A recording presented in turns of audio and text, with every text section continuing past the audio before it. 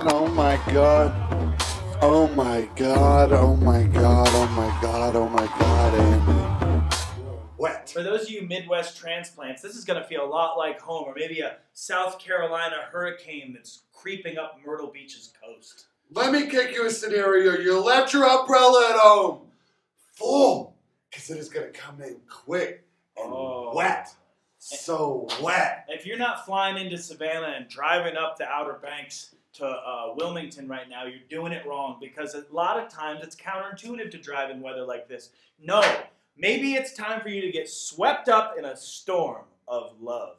You're just eating, you're grabbing your back seat, not even in a crate, you just filled it up with loose peaches. You're driving a 64 Chevy convertible straight up I-66. All the way from Baton Rouge up to Minneapolis, and the backseat's full of peaches. You just keep it to I can't believe it! It's our top 10 list! We've been waiting all show. We've been waiting weeks. It's our patented top 10 list. Nobody does it better. And I guess you're welcome. Prematurely is what I have to say. That is right. You are welcome. It's not premature. This is a guaranteed hit every time. The people love it. Today, Andy, we are doing top 10 television shows of all time. And we all know number 10, no surprise, of course, it's Dick Van Patten's 8 is Enough. That is right. The sequel, of course, to Ocean's 7. Yes. And they tied it up. It was such a unique experience into what it's like to raise that many boys. And to lose Dick Van Patten a few years ago, what a tragedy. But that's why we have number 9 to pick us up, Jay. That is right. Number 9, an instant classic. Breaking Bad. Ooh. Walter White dies at the end. Give him a spoiler for Breaking Bad. I don't remember how it ends. At the end, everyone's doing meth. The cops come. Everyone dies. Awesome. That's number 9, and I hope you enjoyed it. What's number 8, Andy? Number 8 is, of course, that oft-forgotten robot child show, Small Wonder. Remember Vicky J? Could she freeze time? Yes, I believe she could. She would just lose battery and just go like this and then be stuck for a while. Oh, yeah, I kind of remember that. I was doing so many drugs when I was a child. Number 7, of course, My So-Called Life, starring Claire Danes and Jordan Catalano and the Frozen Embryos. Yes. It's such a great show. And that was actually seriously a cool show, because it was the first time it was like, hey, they have a super dope gay friend. They're dealing with angst that real children were listening to. Oh, they're listening to Nirvana at their lockers, Jay. That is right. Give them number 6. Oh, number 6. If you can. Number 6 is no surprise, The Great Space Coaster, Jay. Number 6 is The Great Space Coaster. Remember the kids, they used to get on that crazy rocket ship and into imagination. I don't remember that at all, but I do remember number 5, and I think you're going to like it. Mr. Rogers' Neighborhood. I do like it, Jay, that he made me feel safe and that I was special, and that's really important. And you are. And the way he spoke, it just made you feel like you were good enough to be a part of the world. And there's a Tom Hanks biopic coming out that's going to be Fred Rogers, but we got to move on to number 4. That is, of course, is Jeff Corwin's Animal Experience. That is right. He gets out there and he mixes it up. He is getting his hands into the batter of the animals, and he's delivering baby cows and like drinking muddy river water. That's right. Number 3, as you might have guessed, is Guy Fieri's Grocery Games. And that is where Guy Fieri, one of the great artists of our time, invites contestants into a grocery store, and they have to pick ingredients and cook food, which wouldn't be a great show if Guy Fieri wasn't there at the helm making it. That's right. And number 2, Tracy is joining us online. Thanks for watching. Number 2 is Martin. Remember Martin Lawrence, Jay, and Gina. That is right. Martin was what a fun young man he was. He had so much energy. So many memories of Martin doing those crazy dances and having a good time. And of course, number 1, and I think everybody knows it, of course, The Maury Show. The Maury We are Show. doing paternity tests. We are bringing people into the studio with the sole intention of having them fight. You know, years ago, a young woman walked into the CBS newsroom named Connie Chung. You know what? She was covered in Maury Povich's love, and they knew right away they had a star. And it's time for Money Saver Traffic. That is right. Without us, you would be sitting on Sheridan, sucking on the barrel of a gun. Traffic is so bad in Denver lately that, yeah, it's terrible. It's so bad, I've been driving my grandparents around just so I can use the carpool lane. I'm serious. They're in the car right now. Yeah, they don't even live here. No, the other day I was in the carpool lane with my grandparents, and we got pulled over by this cop, and him and I got into this huge argument because apparently he doesn't think that urns are people.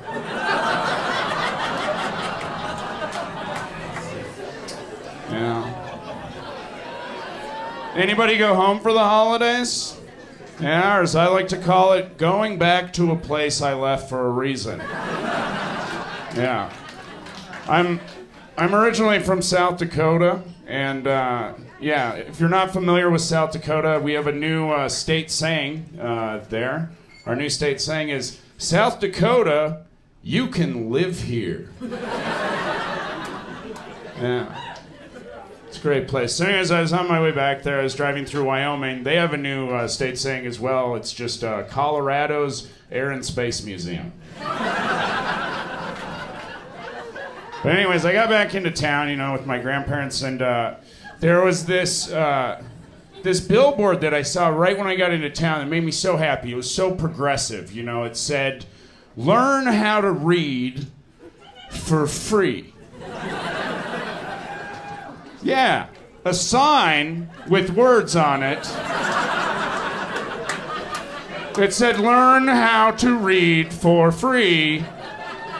Yeah, when I saw that, I was like, man, that had to be a tough marketing job. You know? You're like, man, you know, we just gotta hope that there's two guys, like, riding together in a car. You know? One of them can read, and one of them can't. You know? And the one that can read knows the one that can't read. You know? And then he has to look at that guy and be like, hey, man, have you ever wanted to learn how to read? At that point, he has to look over at the other guy and be like, yeah, man. But you know what? I've just never been able to afford it. And then the other guy has to go, well, guess what? Today is your lucky day. There's a class where they'll teach you how to read for just $25.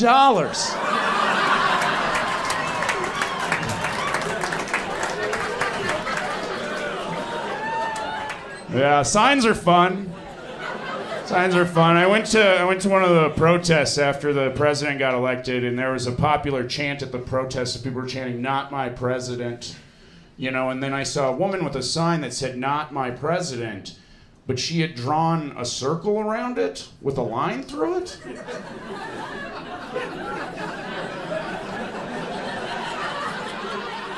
Yeah, I went over and I was like, lady, I think your sign says, not my president. And she was like, oh no, that is not what I mean at all. Oh no. I was like, don't worry, I have an idea. You know, I got out a marker, you know, and I drew another circle around it. And put another line through it. So her sign said, not my president. I can say that. Oh, man. Football season's over. Yeah. Yeah. No, I found myself on accident. I went to a bar across the street from my house on Sunday, and I forgot that it was a New England Patriots bar. And no. And I went in there right as they in the playoff game, the championship game, right as they scored the like go ahead touchdown. Was right when I got there, and the place was going crazy. It was going nuts, and they're all just rubbing this kid because this kid put a hat on, you know. And when he put the hat on, they scored that touchdown. So they were all convinced that was why they had scored. And the kid was just the happiest kid that I had ever seen in my life. He like felt like he was doing something, you know. And for the first time in my life, I was a New England Patriots fan. I'm gonna say I was. because I knew that if they lost, they were going to kill that kid. It's going to do it for me, guys. I'm Zach Maas. Thank you very much.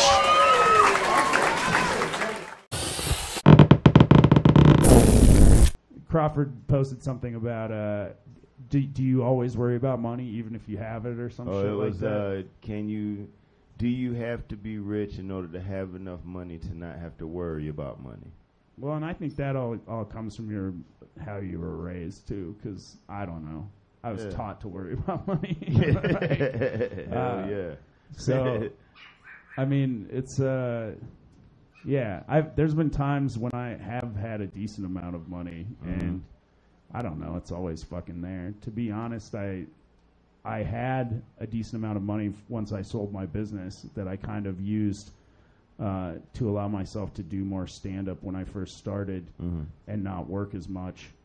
And once that was all gone, it was almost kind of a relief, because I was just like, when you have it, then you worry about having it. I don't fucking know. It's like... Fair enough. Yeah, I was much more used to not having any money. So, now it feels like I'm home. But, I don't know. I think I do have a lot of time to focus on comedy. Like, I've started giving tours during the day. Like, I give some marijuana tours, which has helped supplement my income. But I'm paying most of my bills through comedy-related stuff now. So that feels good. Hell yeah, it does feel good. But I don't have money for shit else. But at the same time, it's like, well, what do you want to do tonight? I want to go tell jokes. That's fucking free. Yep. You know, if I have a show, it's either free or I'm getting paid for it. So That's the beauty. I don't know. That's what makes me happy. So, I mean, yeah, the key is to get your expenses down. Like, I know a lot of people... And if not, get your expenses down. Get the time that you're working down. Figure out how to do it working a part-time job. Get something where, you know, you make a decent amount of money working a small amount of hours, you know. Maximize that. And I don't know, some books since we're in a bookstore, that I can recommend. A great book on how to manage your time, how to make more money, how to manage your money, how to be more efficient at just the business aspects of anything is a book called 4-Hour Workweek by Tim Ferriss. I'm a big fan of his. He has basically he's kind of about he's about the most efficient way of doing stuff, and he kind of tests all this and talks to a lot of people that are very good at what they do and finds out kind of what they do. It's kind of like a talking shop of business that he then compiles into a book. But he has the one that's the 4-Hour Workweek that is basically, I've used a lot of stuff out there just to be more successful in business and, you know, as far as managing time and getting stuff done. And then he also has a book called 4-Hour Body, which I don't know. I've used the diet in there to lose about 50 pounds and to like maintain somewhat of a normal weight for a few years now. And then he also has a book that's just about accelerated learning called 4-Hour Chef, where he uses cooking as an example to learn how to just become great at something quicker. He's done crazy shit. Like, he didn't ever kickbox and like went to China, trained and like won some gold medal in kickboxing. He never tango danced and like went and tangoed for like 6 months and like took second in some like world competition. So, and a lot of his stuff, there's a lot of tips in there for just like whatever you want to get good at, for like learning how to get better at stuff quicker. That's cool. And and another book that I could recommend too is Stephen King's on writing. I don't know if you've had people bring that up on this show before. Actually, but no. Surprisingly, no. It's a great book. It's basically just him kind of talking about his process and what he does. But if you don't want to read the book, I can summarize what I really took out of the book, and it is write every fucking day. Get up. And another thing as far as my process is I usually try to at least a few days a week get up and just write on stuff in the morning. Like I said, I don't try and write jokes when I'm like I try to let those come about organically, but when it comes to writing like pilots or short stories or any of that kind of stuff, that usually happens in the first few hours. And I mean, what he's saying is that, I mean, he sets a limit for how much he writes every day, and he gets up and writes that until he's written that much. Sometimes it takes him a few hours, sometimes it takes him all day. But he does that every single day. But I mean, the key is to read and to write, and if you want to do anything, the key is to just fucking start doing it. Yeah. Like, get out there and do it. Get up and tell your jokes, fucking make your films. If you want to do a podcast, you know, figure you don't know how, well, fucking go to YouTube and Google how to start a podcast, how to do the shit you need to do, and you can start it for a few $100, you know. Or find somebody as cool as Wally and Isaac. Still love you, baby.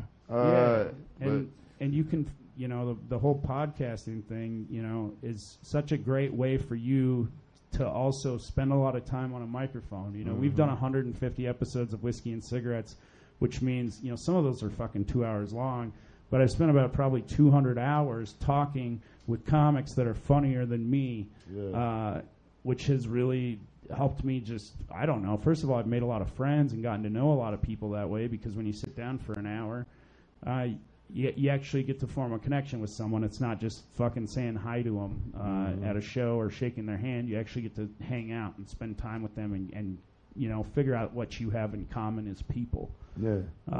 So, I mean, I think there's so many valuable things that you can do. Another thing, though, for comics, once you are new, and this is a pet peeve of mine. Once you've gotten to the point where you're comfortable on stage, you don't need to tell a joke that you've told 10 times the same way. Yeah. Like, if you don't have any shit and your plan is to come out and run something that you fucking don't have anything to change on it or do, stay home and fucking try and come up with some other shit. Fucking read a book. Fucking watch some shit. Go hang out with your friends that aren't comedians. I also think that is very important. That's like big. To form friendships outside of your relationships with comedians, because with your friendship with comedians, you always have, you know, especially if you're friends through comedy. Comedy's always a part of that relationship, and it's very great to just have people that just, you're fucking asshole Zach to them. You know, you're asshole Anthony. They don't give a fuck. They don't think you're funny. Yeah. They just want to fuck it. You know, they're your pals. And I think it's very important to have those relationships and those conversations, because conversations with comedians, despite how much I love talking to them and are some of my favorite people to talk to, a lot of times we're on the same shit. And it's important to have those other experiences, because those are the conversations that you're going to have where that generically, you know, funny thing comes up, you know. Totally. That idea strikes you, you know. I don't know. Do weird shit. Do shit you don't want to do. Do shit that makes you feel uncomfortable. When bad shit is happening to you, be happy, because it's probably funny. To anyone else but you, that bad shit that has happened to you right now is fucking hilarious. Figure out why it's funny to you. You know, like when I was stuck in an airport for 24 hours, I was like fucking so mad, but I was like, this is fucking hilarious that I've been here for 24 hours and I'm freaking out right now. I'm sleeping on the fucking floor and I'm cold and I can't find any goddamn water, but this is funny in a way, you know, this is funny. And then, you know, you start inciting, you know, talking to other people and maybe cause a riot at Frontier, you know. It's fucking... enjoy those experiences. When a weird guy comes up and buys you a shot of Fireball and says, you want to go to the strip club, it's on me on a Wednesday night, you fucking go with Blaze to the strip club, because it's fucking, you know, you don't know what's going to happen. You know, I strongly suggest putting yourself outside of your comfort zone and doing shit that you don't want to do, going to places that are new. New experiences are so important. And if you're really young, fucking travel. Get out there. Fucking, you know, you can go someplace, couch surf, fucking do what you want to do. Leave all your shit behind. Because you're not going to need it anyways. You can't afford that shit. You need to get your expenses down. I don't know. Fucking, these are all my opinions. I mean, if you have a good job, you should probably keep it. Here we are now. We're back in Antarctica, and so this is these are some seals, 2009. Great swimmers and so graceful. just playing all the time. You really can see why the sailors thought they were mermaids. Been at sea for so long, and you see these guys, these are manatees, something in the water that made you think of home. And playing all day. They don't care anything about us. This is actually South Georgia, right by Shackleton's grave. These guys playing all around. Synchronized swimming. The SEALs hope that it's going to become an Olympic event again. Look at this guy, twisting and playing in the water. Looks fun, huh? These guys are still at it. I told you not to bite like that. You know, you're not supposed to. I'm telling Mom. Yeah, you tell Mom, I'll tell you. Guy in the front doesn't care. And watch this. This guy's the Michael Phelps of the ocean. Just twisting and playing. It's almost, you know, they've got to like it. And awful cute.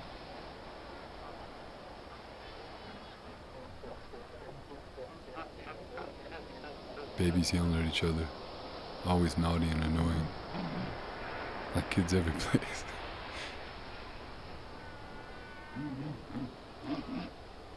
Yelling for Mom. That guy's a hermit. He's way up on the side of the hill. Look at this. Sports Illustrated swimsuit models. Those are bathing beauties, huh? They really can't move very well, but you can really see where they came from, a carnivore. Something like a dog, between a dog or a bear. Look at this guy.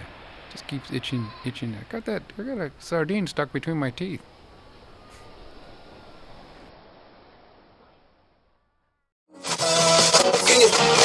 This is a Sexpot Comedy production.